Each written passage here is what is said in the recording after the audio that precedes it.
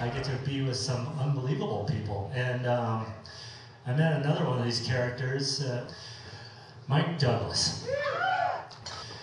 And the way that this gentleman has evolved his life is unbelievable too. And taking again the passion of skiing, that goal, and setting a plan for itself and living the life that you want and keeping on a motion forward to keep doing the things that you want, to keep that smile on your face is so important. And that's what's unique amongst these four people that are brought up here, and especially here with Mike.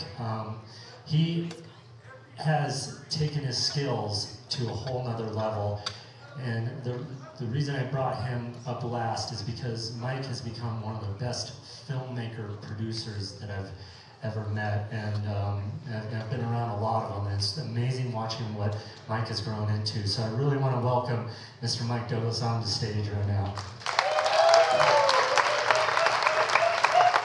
Thanks, Chris. It's very kind. I think Chris touched on something that that's really important, and I think that we will all share, is that we're all here tonight because of Chris Anthony's youth project. And youth is the key word there, because it's that spirit, that energy you have as a kid that I certainly felt when I was younger that it would go away and I would grow up and I would become a responsible adult, and that would kind of be the end of it. But what I've sort of learned is that if you can maintain that spirit, and I know all these people that have been speaking on stage tonight have been very successful at it, but if you can maintain that spirit and that passion that you have as a kid, into your adulthood, you are going to be a much happier person.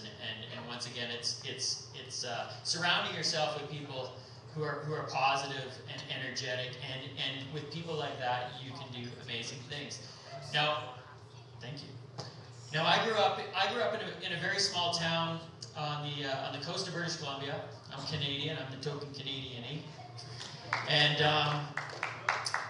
in my town, kids didn't really make, like, you were always told you can make it from here. Like, oh, you know, hockey's the big thing in Canada. Like you're never going to make it to the NHL, kid. You're never going to be a pro skier. You're never going to be anything important. Here's your path. It was very narrow focused. You sort of had two choices in my town. You were either going to work at the mill or be a fisherman, or you were going to go to university and then get a university type career. Well, that was really driven into me to the point where I actually was like, okay, well, you know, I really like skiing, but I'm never going to be able to make anything of it. And but one thing I learned is that if you want something bad enough, if your heart is in it to a certain level, you can make it happen. And I've been very fortunate. I moved to Whistler just out of high school, and I met people there who had a very open mind, and people that affected me in the ways that Jess McMillan talked about. Someone who gave you the idea and gave you hope that the world is a much larger place and that you can achieve it if you want. So I became a pro skier, and here's the kind of crazy stuff that's allowed me to do.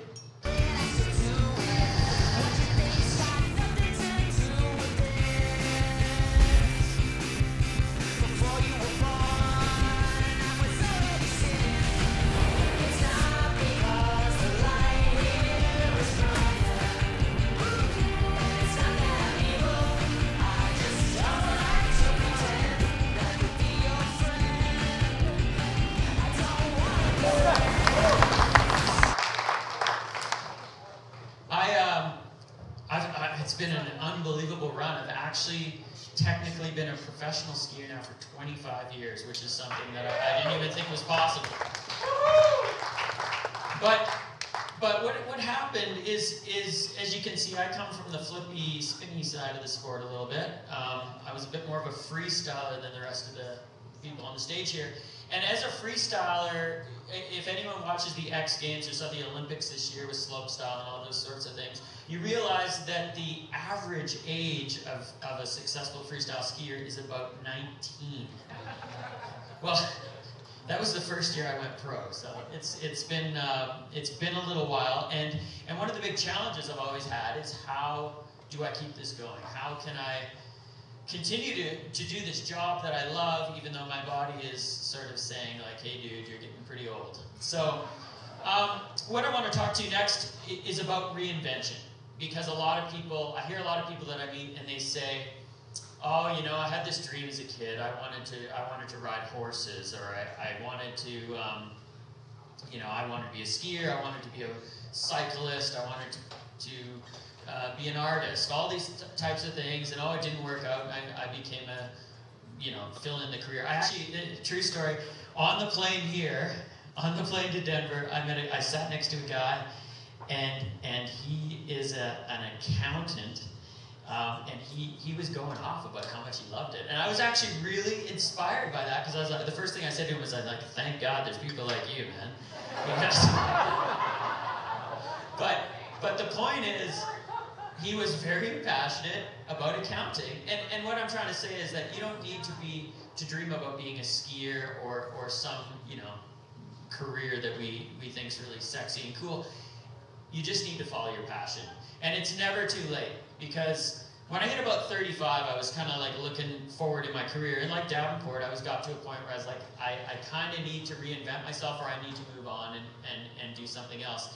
And so I took a little step back, and I realized that over the years, doing all the ski movies and all these sorts of things through my life, film had been something I've always been interested in, and putting together shots and composing things and editing and all these sorts of things. And I thought, I've kind of got some connections and I've got some resources, and maybe I'll try and reinvent myself a little bit as a filmmaker. And over a few years, you know, I started building into it a little bit, and kind of was very inspired by the fact that when I was a pro skier, I never thought that anything else in my life that I could possibly do would give me those same feelings that I got from being a pro skier. I mean, when you jump off big cliffs and you ski down these Alaskan peaks and do all this stuff, it is an incredible thrill, and it is very difficult to find those type of thrills in real life. But what I discovered early on in my filmmaking career is that when a good story came together, or I nailed a cool shot, or you know, something like that happened, I got those same kind of goosebump butterfly feelings, and I'm like, all right, this is awesome. Because just because you've done one thing for maybe 20 years of your life or 30 years doesn't mean that you can't reinvent yourself and find a whole new level of passion. And that's kind of what's happened to me through filmmaking, and it's been an incredible journey. And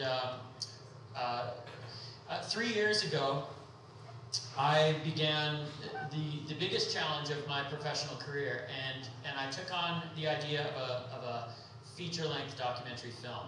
And my best friend from when I was a little kid, the other guy that was there with me all those days on the ski hill, all those times that we were told, you can't do it, you can't do it, you can't do it, he actually did it, and he did it the hard way.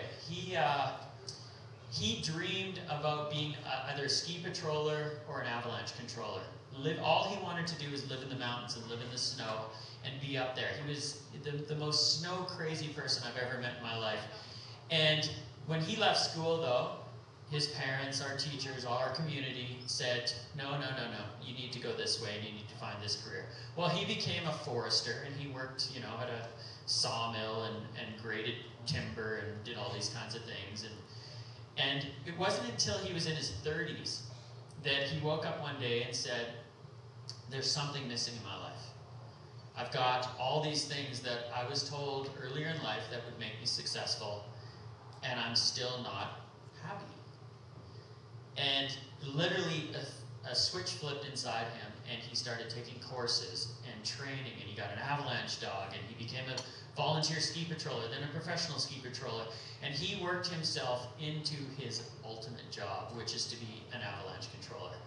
And so 3 years ago, I began a process of making a feature-length documentary film about my best friend, Kevin, and his job. And there's a bit of a twist that's coming at the end of this little video I'm going to show you, and I'll explain that after. But I'm going to show you a little piece of a web series I put together called Solomon Free Ski TV. And this is an episode we're calling The Controller, and it's essentially about the life of my best buddy, Kevin Vogel. So, here it is.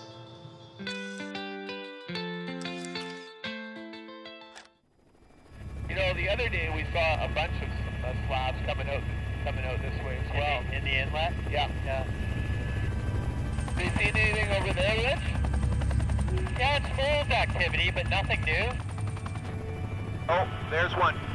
See it? Oh, okay, yeah. Maybe let's just take a little closer look at that. I've always loved snow.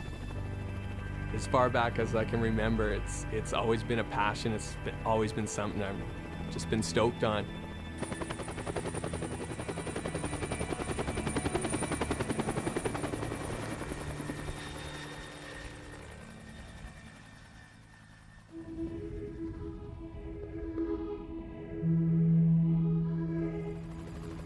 As an avalanche consultant, I mostly work for big industry. Hydroelectric companies, forestry, mining.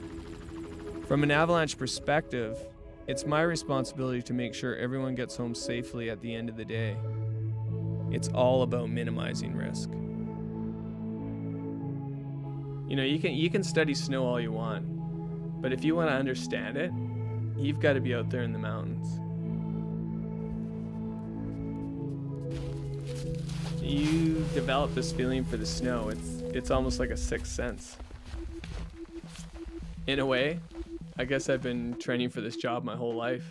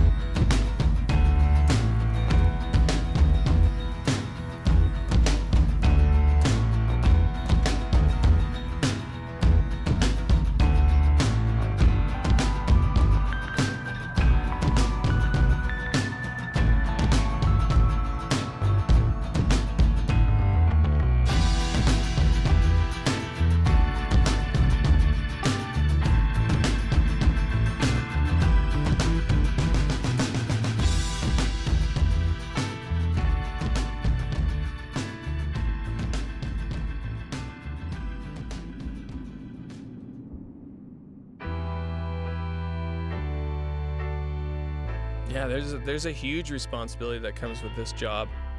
Number one, it's the lives of the workers. And number two, it's keeping them working. It's something that I take very seriously. I do my best to manage the hazard at an arm's length. It's really in everyone's best interest to keep the snow up on the mountain. But if the workers need to be in avalanche terrain and the hazard rating is high, I can't just hope that nothing's going to happen.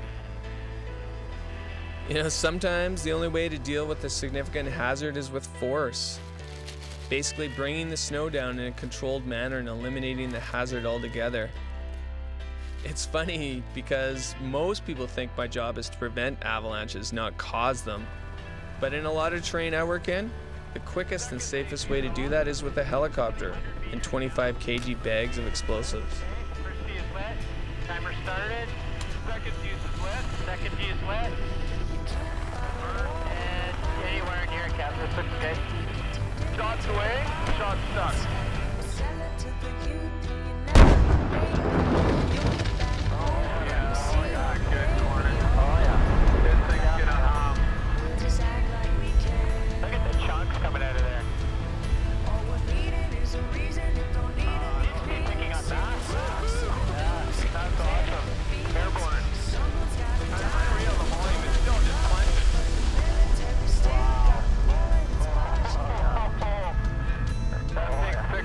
Now, be a bit of an air blast maybe with this one.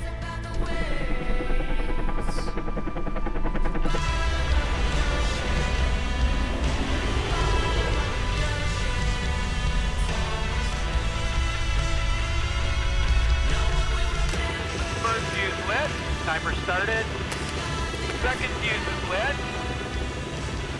Got a burn. Okay, 50 meters. 25. 10. Okay, right in here. Shots away, shots stuck.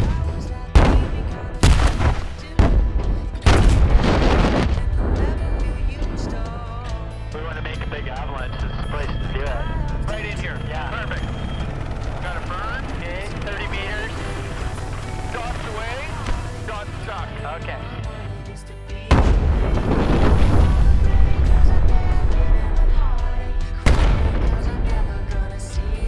Yeah, we got detonation, we got a slab. Good slab. Hey. Yeah, we pulled a good size too there. There she goes. Oh yeah. Look at, yeah. I think we're gonna hit the road potentially on that one. Gonna pick up some mass here. Though. Look at it going to the side of that wall there. It's starting to hum now. That is wild. Go, go, go, go, go. Look at that thing go.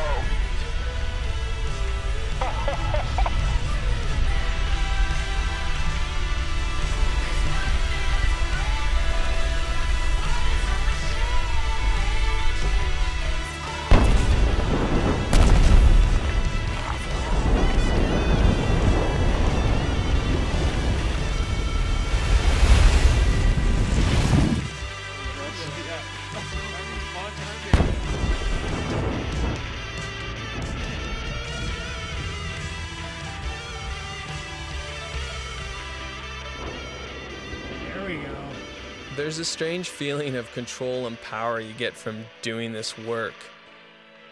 You know, one simple action that I do, and all of a sudden you release this massive potential energy, and in a split second, you've changed the landscape.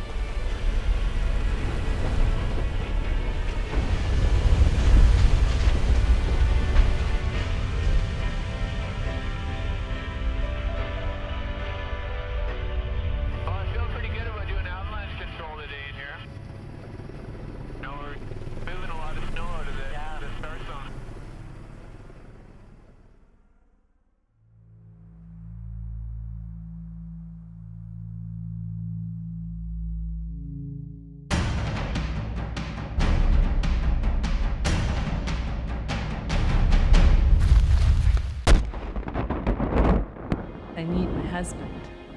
Well, that's why I don't really like that saying. That's life in the mountains. He died doing what he loves to do. Just doesn't sit well for me.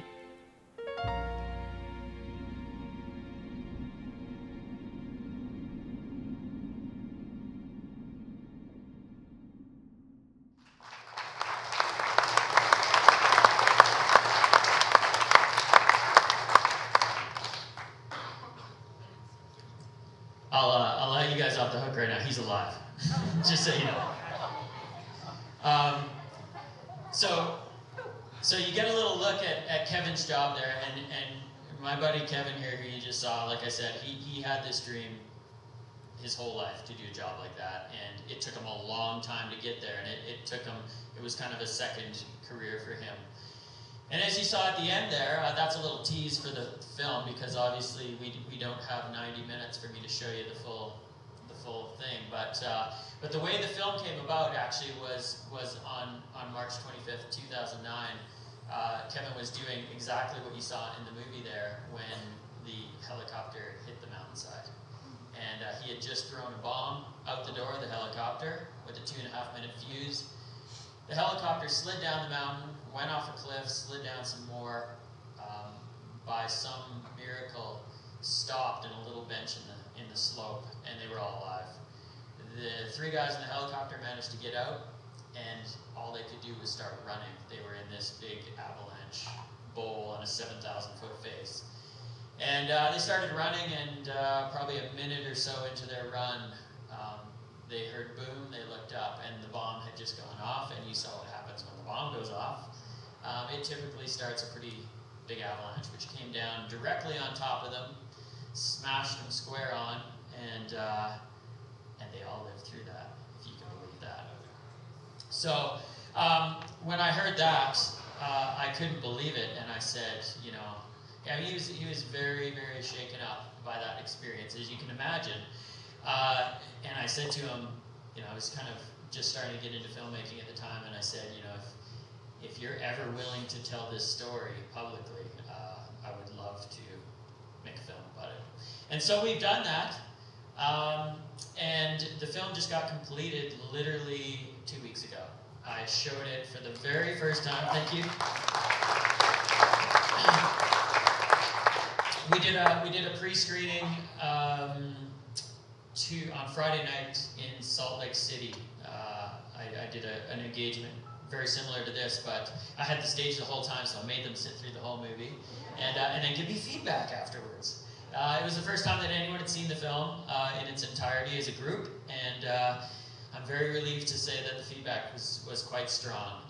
And to put that part in perspective, we have begun submitting the film to film festivals all over the world, and our hope is that, and I don't know if this will happen or not, but we are, fingers crossed, that we will premiere at Sundance in the US in January.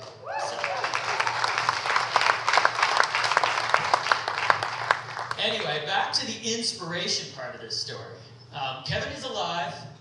All of that was filmed since the accident. He is back on the job.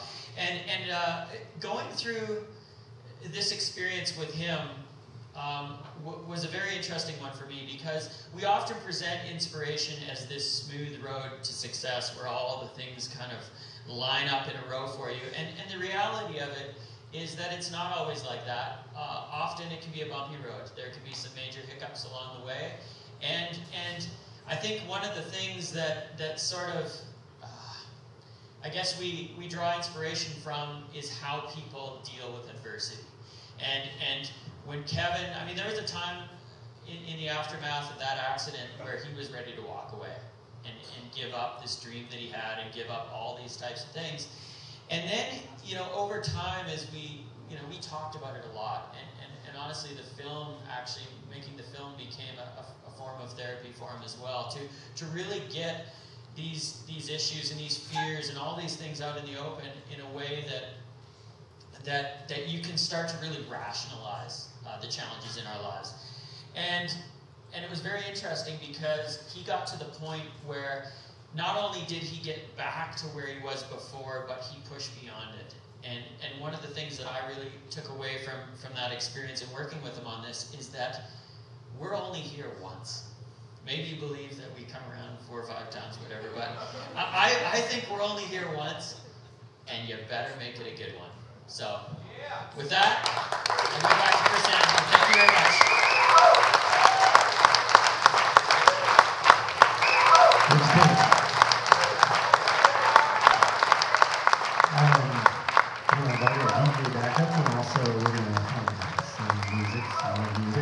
But I really do want to thank you all for taking this Monday night. Thank you so much for being here.